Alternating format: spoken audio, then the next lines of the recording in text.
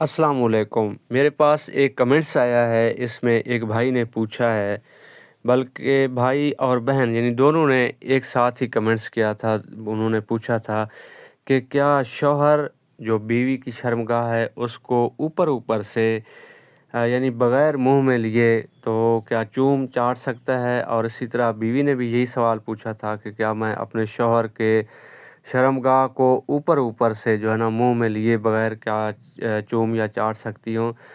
तो इसके ऊपर आज मैं आपको तफ़सील से बताना चाहता हूँ। देखें, जब आपका निकाह हो जाता है, जब आप एक दूसरे को कबूल कर लेते हैं यानी एक्सेप्ट कर लेते हैं मियाँ बीवी के तौर पे, जो 2 गवाह होते हैं, और उसके अलावा आपका निकाह हो जाता है, आप एक दूसरे के ऊपर हिलाल हो जाते हैं। तो जो मसला है कि उसके बाद जो हस्बैंड है वो वाइफ़ की जो शर्मगाह है और पूरे जिस्म को देख सकता है। इसी तरह जो वाइफ़ है वो भी शौहर के पूरे जिस्म को देख सकती है, हाथ लगा सकती है। लेकिन जहाँ तक बात आती है कि शर्मगाह को मुँह में लेना, तो या चूमना चाटना ये कैसा है, तो इसके लिए यही मैं एक दफ़ा फिर आपको बता देता हूँ। कुरान मजीद में भी बार-बार यही ज़िक्र आता है कि जो हस्बैंड और वाइफ़ हैं वो एक दूसरे के लिए खेती हैं, और इसी तरह एक दूसरे के लिए पर्दा हैं। शौहर और वाइफ़ एक दूसरे के लिए पर्दा हैं, और किसी एक जगह पे ये भी लिखा हुआ है कि मियाँ और बीवी एक दूसरे के लिबास हैं। इस तरह लिबास का मतलब तो यही होता है कि आपने जिस्म को छुपा के रखना है। इसी तरह छुपाना के साथ-साथ जो है ना आपने एक दूसरे की शर्मगाह को देखने का जो जहाँ तक ताल्लुक़ है, तो जब आप एक दूसरे के ऊपर हिलाल हैं, तो जब आप एक दूसरे के शर्मगाह और पूरे जिस्म को हाथ लगा सकते हैं, देख सकते हैं।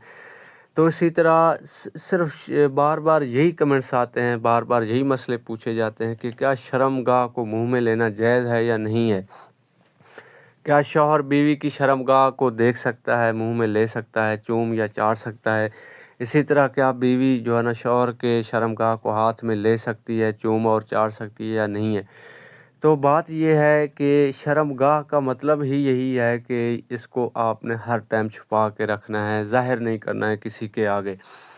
अगर आप इसको किसी के आगे ज़ाहिर करते हैं, अगर आप देख भी लेते हैं, तो उसको अपने तक आपने महदूद रखना है। किसी महफ़िल में, किसी दोस्त के सामने, किसी भाई अहबाब के सामने, और इसी तरह औरत अपनी बहन, माँ और औरतों के सामने इसका ज़िक्र ना करे। जो कुछ आप करते हैं वो आपके मामलात हैं, तो आप तक ही महदूद होने चाहिए। किसी और को इसका पता नहीं होना चाहिए, पता नहीं लगना चाहिए, और ना ही आपने किसी से इनका ज़िक्र करना है। तो ऊपर-ऊपर से चाटना या चूमना तो इतना बड़ा मसला नहीं है। आप चूम सकते हैं, चाट सकते हैं, इसके लिए इजाज़त है। आप देख सकते हैं, हाथ लगा सकते हैं। लेकिन बेहतर ये है कि आप ना देखें। कोशिश करें कि जब भी आप हमबिस्तरी करते हैं तो मुकम्मल कपड़े ना उतारें, जितनी ज़रूरत है उतने ही कपड़े उतारें। और उसके अलावा जो है ना शर्मगाह को कोशिश करें ना देखें, और अगर ज़रूरत है तो आप देखें और हाथ भी लगाएँ। लेकिन इससे ज़्यादा जो है ना जिस्म के और भी बहुत सारे हिस्से हैं आपके, जो है ना वो आप उनको चूमें, उनको चाटें। लाज़मी है आपने शर्मगाह को ही चूमना है और चाटना है, तो ये कोई अच्छी बात नहीं है। हज़रत आयशा सिद्दीक़ा रज़ियल्लाहु तआला अन्हा का फ़रमान है कि हम जितने अरसा भी हमने हज़ूर पाक सल्लल्लाहु अलैहि वसल्लम ने और मैंने ज़िंदगी गुज़ारी है, तो आज तक हज़ूर पाक सल्लल्लाहु अलैहि वसल्लम ने ना मेरे शर्मगाह को देखा है और ना मैंने उसकी शर्मगाह को देखा है।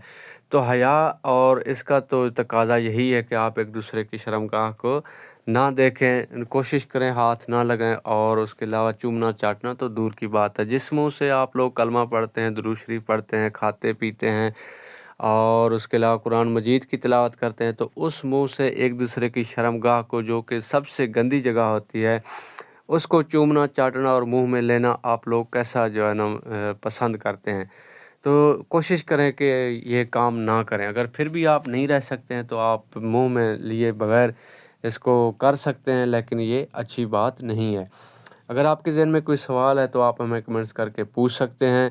इसके अलावा अपने चैनल को लाज़मी सब्सक्राइब करना है, और हम कमेंट्स करके हमें अपनी राय से ज़रूर आगाह करें। अल्लाह हाफ़िज़।